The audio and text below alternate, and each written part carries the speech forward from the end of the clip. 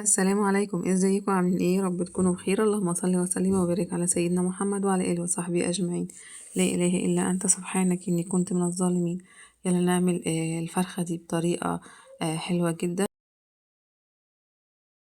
هنحشيها بخلطه يعني سهله وبسيطه، وطعمها هيطلع في منتهى الجمال.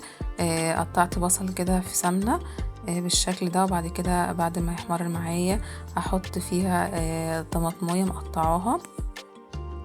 بشرت جزرة برضو بتخلي طعمها حلو جدا.